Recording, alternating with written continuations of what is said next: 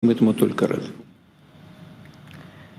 Ya, saudara, kita akan lanjutkan perbincangan bersama dengan pengamat hubungan internasional Universitas Padjadjaran, Tengku Reza Shah. Pak Tengku, kalau dilihat ini tadi ada pernyataan baik dari Trump maupun juga dari Putin. Kalau dari Trump tadi ada pernyataan soal betapa merusaknya nuklir Iran. Artinya memang seberapa mengancamkah keberadaan dari atau pengembangan yang dilakukan oleh Iran terkait dengan nuklir, meskipun diklaim ini untuk perdamaian dan bukan perang.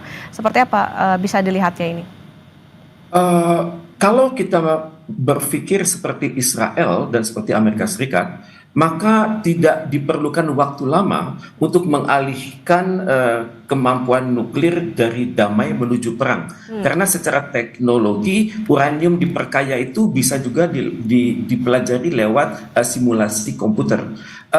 Jadi dalam hal ini saya hanya bisa merujuk kepada statement dari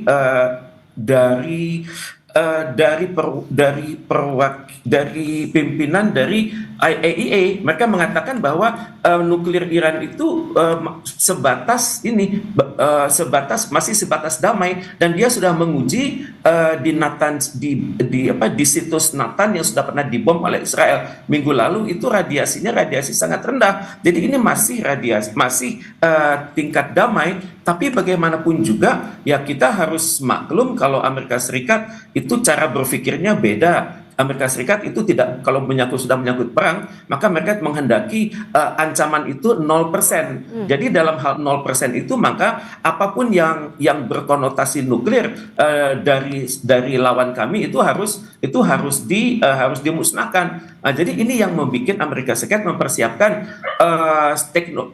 pemboman yang dikenal dengan nama US Bunker Buster segitu, dan memang sudah ditargetkan untuk menjebol situs-situs di Fordo, di Natanz dan Isfahan ya. Saya tidak memiliki data bagaimana perkembangan terakhir dari situs tersebut, karena selama ini Fordo, Natanz, Isfahan itu gagal dijebol oleh Israel, karena Israel hanya memiliki kemampuan 6-8 feet. Itu namanya adalah teknologi rudal ataupun teknologi pemboman seri BLU 109.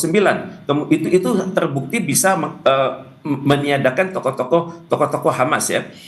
Tapi Israel dalam 6 bulan terakhir sudah berangkat ke teknologi yang lebih tinggi, yakni GBU-28. Itu bisa menjebol antara 16 sampai 20 feet. Kali ini Amerika Serikat dengan teknologi pesawat tempur B-2 itu tampaknya juga sudah menerapkan bunker busters itu dengan kedalaman 200 feet. Untuk sekali jebol ya, itu menggunakan teknologi peluru kendali ataupun roket GBU-57. Dan yang patut diduga, mengingat kemampuan presisi dari perangkat perang Amerika Serikat, maka tidak mustahil satu lubang yang sudah dijebol itu bisa ditembakkan secara berulang-ulang. Jadi ini yang membuat Amerika Serikat yakin dan percaya diri bahwa mereka sudah bertugas dengan sangat baik. Dan bom yang diturunkan hari ini, saya perhatikan itu beratnya adalah sekitar 13.600 kilo sekali turun ya, dan warheadnya itu beratnya adalah 2.700 kilo. Kemudian dari situ saya bisa bayangkan bahwa keadaan ini benar-benar menghancurkan Fordo, terutama sekali di tunnel entrance. Kalau kita lihat dari perspektif CIA, itu ada 4 tunnel entrance dan juga ada underground enrichment plant sedalam 260 feet atau 80 meter. Itu di atasnya itu ada rock dan soil. Itu yang kemungkinan diserang. Kemungkinan besar juga B-2 Amerika Serikat itu menyerang suatu area yang namanya Support Building Likely Containing, ini HVAC, Heating, Ventilation and Air Conditioning Equipment. Mungkin itu juga diserang, tapi saya tidak tahu persis bagaimana perkembangan terkini ya. Tapi yang selama ini yang Israel itu sukses serang adalah instalasi nuklir di Natanz, tapi masih terfokus pada electrical damage, hanya berdampak pada elektrik. Kemudian membom juga daerah power supply, kemudian membom juga gas turbine generator, kemudian membom juga underground enrichment program. Tapi kita tidak tahu persis apakah yang sudah dilakukan oleh Israel selama ini berhasil menurunkan kapasitas nuklir Iran. Ini yang kita tidak ketahui. Oke, nah ini Pak Teguh dan juga pemirsa Kompas TV, ini merupakan visual yang Anda saksikan. Ini adalah baru saja dirilis foto-foto dari bagaimana situs nuklir Iran yang sebelumnya diklaim telah diserang begitu oleh Amerika Serikat. Pak Teguh, kita lanjutkan kembali tadi kalau pernyataan dari Trump begitu, dan tidak hanya Amerika Serikat tapi juga Rusia. Presiden Rusia Vladimir Putin juga ini kan kayaknya ikut andil nih untuk melakukan proposal damai atau meminta bahwa perang antara Iran dan Israel ini segera dihentikan. Seberapa jauh begitu maksudnya hasil ataupun juga pengaruh dari adanya permintaan ataupun juga proposal damai yang diberikan oleh Rusia begitu untuk bisa mempengaruhi hubungan antara Iran dan Israel saat ini? Terima kasih. Dunia tahu ya, Putin itu adalah Putin yang tidak neko-neko seperti Trump.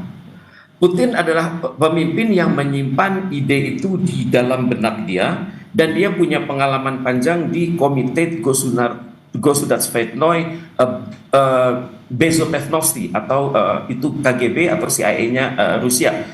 Jadi Putin ini mampu berpikir secara militer, mampu berpikir secara sipil, dan memahami integrasi masalah-masalah ekonomi, memahami masalah-masalah geopolitik, geoekonomi, geostrategi, dan geososial budaya. Statement ini dibuat oleh pimpinan IMF karena pernah diminta oleh BBC menjelaskan apa yang Anda ketahui tentang Putin. Kemudian pada saat ditanya apakah kriteria yang Anda sampaikan tersebut cocok untuk Donald Trump, dan pimpinan IMF tersebut tersipu-sipu dan tidak menjawab. Jadi ini Putin adalah figur yang sangat ditakuti dan sangat disegani.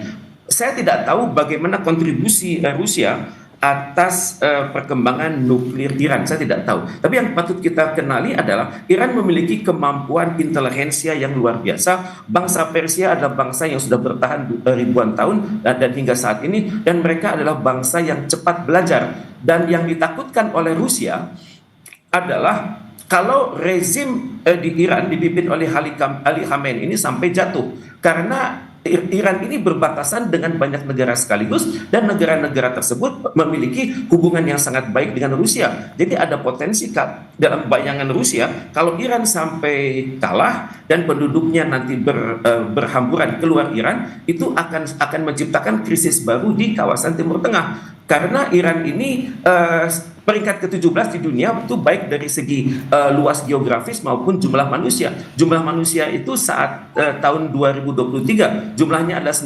90,61 juta, dan saat ini sudah menjadi 92,5 juta, dan Human Development Index-nya cukup tinggi. Dan kalau terjadi sesuatu atas Iran, dikhawatirkan itu akan menggoyang negara-negara yang berbatasan dengan Iran. Misalnya di sebelah barat Iran itu adalah Irak. Kemudian di sebelah barat laut itu adalah Turki, Azerbaijan, dan Armenia. Di sebelah utara itu adalah Laut Kaspia. Di sebelah timur laut itu adalah Turkmenistan. Di sebelah timur Afghanistan. Di sebelah tenggara adalah Pakistan. Kemudian di sebelah selatan dari Iran adalah Teluk Oman dan Teluk Persia. Jadi Rusia cukup khawatir kalau kejadian ini menciptakan instabilitas di Iran. Tapi diharapkan walaupun untuk sementara waktu Iran akan mundur kemampuan nuklirnya, tapi kita tidak tahu persis bagaimana kemampuan peluru kendalinya. Karena di wilayah yang sangat luas tersebut bisa saja tertanam situs-situs peluru kendali yang kalau hari ini pers Iran mengatakan, pemerintah angkatan bersenjata Iran mengatakan perang baru saja dimulai. Ini kalau kita merunut kepada statement dari media Euronews, itu mengatakan perang baru saja dimulai. Misalnya dalam Euronews pagi ini mengatakan dalam suatu breaking news, Tehran Army says war starts right now after Trump declares US struck Iran nuclear sites. Jadi mungkin kalau kita melihat penjelasannya dari dubes-dubes Iran yang di seluruh dunia, sampai hari Jumat kemarin mereka itu masih mengatakan Iran itu belum mengeluarkan teknologi tercanggihnya di bidang peluru kendali. Jadi kalau kita beberapa hari ini melihat dahsyatnya peluru kendali Iran, maka itu masih teknologi yang tahun 2000-an awal, belum teknologi tahun 2015-an. Dan untuk itu saya perhatikan instruktur Iran, kemudian operator militer Iran itu sangat berkomitmen tinggi untuk mensukseskan perang melawan Israel ini. Mungkin mereka kalah, mungkin mereka dikalahkan oleh Amerika Serikat karena Amerika Serikat ada adik kuasa. Iran bukan lawan Amerika Serikat, tapi mereka berhasil menang di dalam perang mereka melawan Israel, di mana Israel ini sudah luluh lantak. Jadi untuk itu bisa dikatakan Iran kalah dalam pertempuran tapi menang dalam perang kali ini.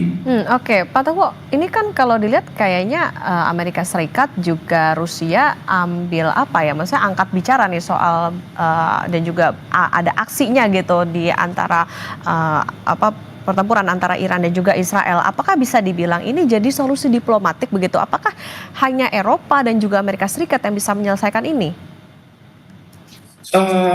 Dalam kondisi seperti ini, banyak negara yang ingin berperan serta ya.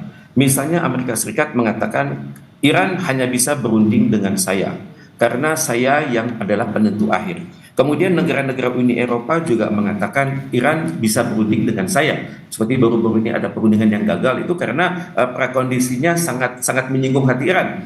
Dalam dialog awal selalu dituduhkan Iran itu teroris. Dalam dialog awal selalu dikatakan Iran itu Anda ini penyebab instabilitas di kawasan Timur Tengah. Tapi negara-negara Eropa itu lupa bahwa mereka adalah penjajah, mereka yang telah membumi hanguskan peradaban di dunia yang lebih unggul dari mereka sendiri lewat persenjataan mereka dan juga lewat perbudakan yang mereka lakukan, sehingga bangsa-bangsa di dunia, di Asia, Afrika dan Latin Amerika itu banyak sekali kehilangan situs-situs mereka. Oke, di sini kelihatan Eropa mencoba menengahi tapi gagal. Amerika menengahi tapi dengan cara yang sangat terpaksa. Dalam hal ini saya sangat mengharapkan keberhasilan dari KTT luar biasa di Turki beberapa hari ke depan, di mana Indonesia akan diwakili oleh Menteri Luar Negeri Republik Indonesia.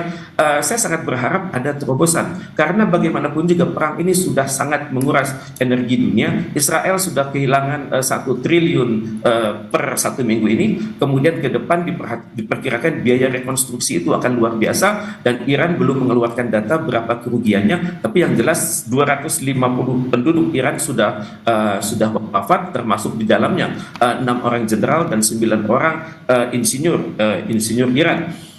Jadi dalam hal ini kita melihat ya bahwa upaya diplomatik bagaimanapun harus dilakukan. Walaupun teori mengatakan si vis pacem para bellum, kalau kita ingin siap damai kita harus siap perang. Dan kita sudah melihat sama-sama Iran siap perang, Israel siap perang. Jadi dua-duanya persis seperti kata pepatah Melayu kita, kalah jadi abu, menang jadi arang. Jadi menang dan kalah itu sama-sama rugi. Tapi pada saat yang sama, ini sudah menciptakan kegundahan dari negara-negara yang merupakan sekutu dari Amerika Serikat. Misalnya kita melihat kegiatan komunikasi intel antara Australia, New Zealand, Selandia Baru, dan Inggris, itu komunikasi intelnya sangat tinggi. Dan komunikasi intel itu tentunya sudah dibaca oleh dinas intelijen dari Iran. Nah, untuk itu kita bisa mewaspadai juga, misalnya dari beberapa pangkalan militer di Australia seperti di Darwin itu dan di banyak fort di Australia itu sudah terjadi pengiriman tentara ke Timur Tengah. Walaupun pihak Australia mengatakan yang kami kirim ini adalah untuk tujuan bukan perang. Tapi kan dalam kondisi sekarang sangat sulit membedakan prajurit itu akan terlibat dalam combatant activities atau non-combatant activities. Jadi ini secara tidak langsung juga sudah mulai mempengaruhi suasana berpikir kalangan intel, kalangan pemikir-pemikir strategis di para sekutu Amerika Serikat dan juga rakyat mereka begitu. Jadi Amerika Serikat sudah menang satu langkah, sudah berhasil memaksa sekutu-sekutunya untuk bergerak, walaupun seringkali sekutu-sekutunya itu bergerak tanpa restu masyarakat mereka. Dan kalau di Amerika Serikat sendiri kita ketahui saat ini kalau dicek partainya dari Donald Trump sendiri itu 50-50 antara yang setuju dengan yang tidak. Kemudian dari partai lawan Donald Trump itu masyarakat jelas-jelas lebih besar proporsi mengatakan tidak. Tapi yang namanya lobby Israel di Amerika Serikat itu sangat luar biasa. Mereka bisa melobi Kongres, mereka bisa melobi Senat, mereka bisa melobi Gedung Putih, dan mereka juga bisa melobi kementerian-kementerian teknis di Amerika Serikat. Karena frameworknya itu secara teori bernama Military Industrial Complex. Jadi ada keterhubungan antara industri-industri strategis dengan kementerian-kementerian di Amerika Serikat, dan juga dengan kementerian kemudian juga dengan dunia permodalan. Dan seperti kita ketahui bersama, Israel ini punya peran yang sangat besar dalam permodalan di Amerika Serikat. Kita perhatikan sebelumnya dalam Perang Dunia ke-1 dan Perang Dunia ke-2, itu industriawan Israel, keluarga besar Rothschild itu mempersenjatai pihak-pihak yang berperang. Nanti ujungnya adalah siapa yang menang akan berhutang kepada keluarga Rothschild tersebut.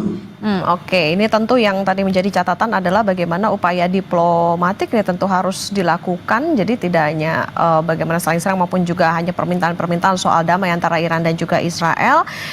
Tentu ini nanti kita nantikan bersama seperti apa, bagaimana langkah yang akan diambil oleh Iran, terutama kita nantikan setelah adanya serangan dari Amerika Serikat. Itu harus diwaspadai juga oleh Amerika Serikat karena tadi ada beberapa pangkalan militer di beberapa negara, dan juga tadi terkait dengan Rusia ini juga harus diwaspadai karena ada beberapa negara yang memang berbatasan dengan Iran. Ini tentu ada hubungan diplomatik maupun juga ada hubungan secara ekonomi begitu dengan Rusia. Terima kasih pengamat hubungan internasional Universitas Padjadjaran Pak Tengku Reza Shah sudah bersama di Breaking News Kompas TV. Sehat selalu Pak Tengku.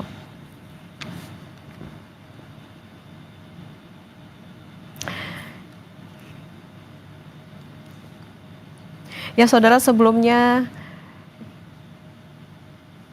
diketahui bahwa pasukan militer Amerika Serikat telah menyerang 3 situs nuklir Iran pada Sabtu malam, saudara. Presiden Amerika Serikat Donald Trump bilang serangan ini bertujuan untuk menghentikan perang yang terjadi antara Iran dengan Israel.